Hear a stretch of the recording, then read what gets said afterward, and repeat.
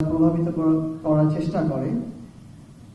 সামগ্রিকভাবে যেটা মনে হয়েছে, আমাদের এটা টোটালি একটা সাইকেল হয়ে গেছে, একটা চক্রের মধ্যে আমরা পুরো বাংলাদেশ। এই চক্রটা ভাঙার একটা উপযুক্ত সময় ছিল অভ্যুত্থান পরবর্তী সময়। এখনো এই চক্রটা সেভাবে ভাঙা হয়নি বললেও চলে। আর এখানে আসলে কিছু মানুষ পরিবর্তন হয়েছে এই চক্রে, কিন্তু একটা ব্যাকডোর নেগোসিয়েশনের মধ্য দিয়ে এই চক্রটা কন্টিনিউ হচ্ছে। এখানে বড় বড় কিছু বিজনেসম্যান আছেন, তাদের সাথে যেই রাজনৈতিক দলই আসুক না কেন, সেই রাজনৈতিক দলের একটা সুন্দর নেগোসিয়েশন হয়ে যায়। এরপরে সেই বিজনেসম্যানরা ধীরে ধীরে বিজনেস মাফিয়া হয়ে ওঠে। তাদের কিছু মিডিয়া হাউস থাকে, তারা ধীরে ধীরে মিডিয়া মাফিয়া হয়ে ওঠে। এরপরে তাদের কিছু ব্যাংক হয়, ধীরে ধীরে তারা ব্যাংক মাফিয়া হয়ে ওঠে। অল্প কিছু মানুষের কম্বিনেশনে একটা মাফিয়াদের এম্পায়ার হয়, যেই এম্পায়ারে আমাদের যারা যোদ্ধা এমএসএমইর সাথে সম্পৃক্ত, তাদের প্রবেশ করার যে দরজাটা, সেই দরজাটাই আসলে বন্ধ করে রাখা হয়। তো আমার ভাইয়ের একটা আইডিয়া ভালো লেগেছে যে আমরা এই যে অল্প কিছু মানুষ, তারা পলিটিক্যালি নেগোসিয়েশনের মাধ্যমে এই বিষয়গুলো কুক্ষিগত করে রাখে। এই কালচারটা থেকে আমাদের বের হয়ে আসার জন্য আমাদের একটা চক্রের বিরুদ্ধে ফাইট করতে হবে।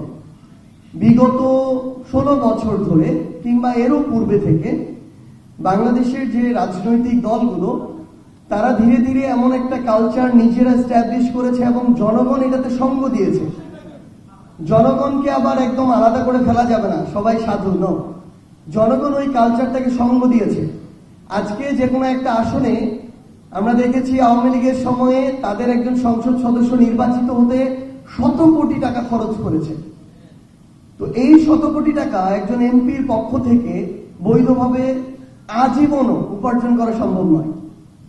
আবার আমরা আমাদের জায়গা থেকে দেখেছি জনগণও তাদেরকে অর্থের বিনিময়ে বিভিন্নভাবে প্রভাবিত করে ভোটকে প্রভাবিত করা হয়েছে নির্বাচনগুলোতে। সো জনগণও ভোটের সময়ে অর্থের দ্বারা প্রভাবিত হয়েছে। তাহলে আলটিমেটলি এখানে যে বিষয়টা দাঁড়িয়েছে, ডিজাইন, এলিগেন্স, বিউটি, সেরা পণ্য সবার জন্য জেভিকো।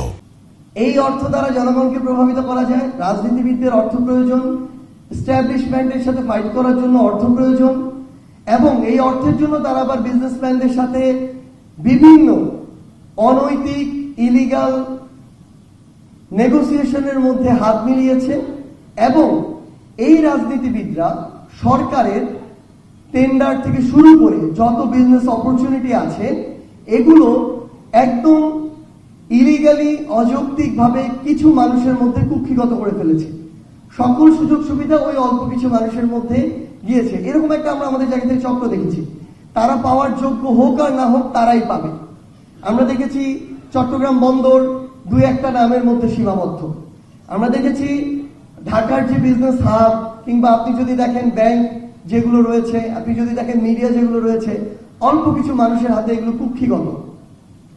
তো এই মিডিয়া মাফিয়া বলি, ব্যাংক মাফিয়া বলি, বিজনেস মাফিয়া বলি, যারা আসলে বিভিন্ন ক্ষেত্রে আমার এমএসএমইর সহযোদ্ধাদের প্রতিবন্ধকতা হয়ে দাঁড়ায়, তাদেরকে বা তাদের এই প্রতিবন্ধকতা মোকাবেলা করার জন্য আমাদের মনে হয়েছে যে আপনাদেরও আসলে ইউনাইটেড এমএসএমই একটা মাফিয়া গ্রুপ হওয়া দরকার।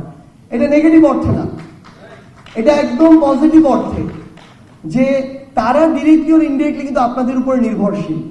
সেটা আপনারা যে ছোট ছোট বিষয়গুলো দিয়ে তাদেরকে সাপোর্ট করেন, তারা কি করে আলটিমেটলি আমরা যেটা দেখলাম যে বড় বড় মানে যেরকম টেন্ডার থেকে শুরু করে এভরিথিং যে বিষয়গুলো আছে বিজনেসের সাথে সম্পৃক্ত, তারা এগুলো শুধু মানে একটা বড় উঁচু চেয়ারে বসে ছড়ি ঘুরায়।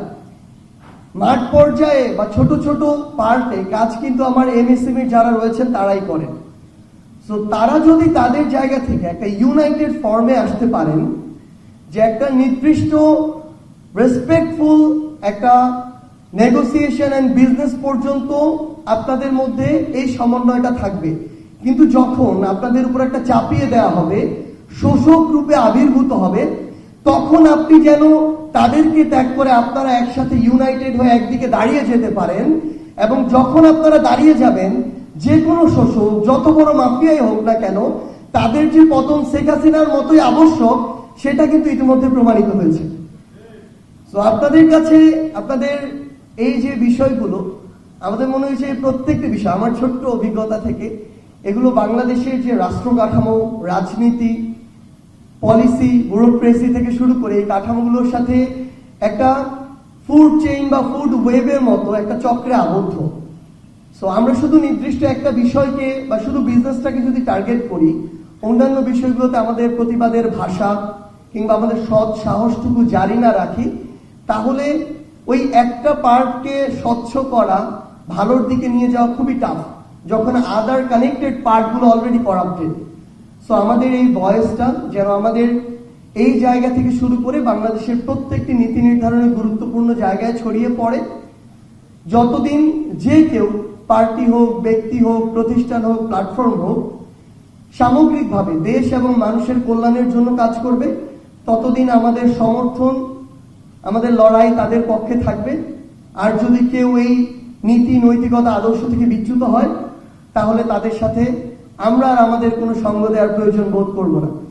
আজকে আন্তর্জাতিক এমএসএমই দিবস 2025-এ আমাদের জাতীয় নাগরিক পার্টি এনসিপির পক্ষ থেকে এই বার্তাটি আপনাদের দিয়ে গেলাম। ইনশাআল্লাহ আমাদের এই ঐক্যবদ্ধ লড়াই চলবে। আপনাদের সাথে আমাদের অবশ্যই দেখা হবে, হয় রাজপথের কোনো সংগ্রামে অথবা বিজয়। ইনকিলাব জিন্দাবাদ।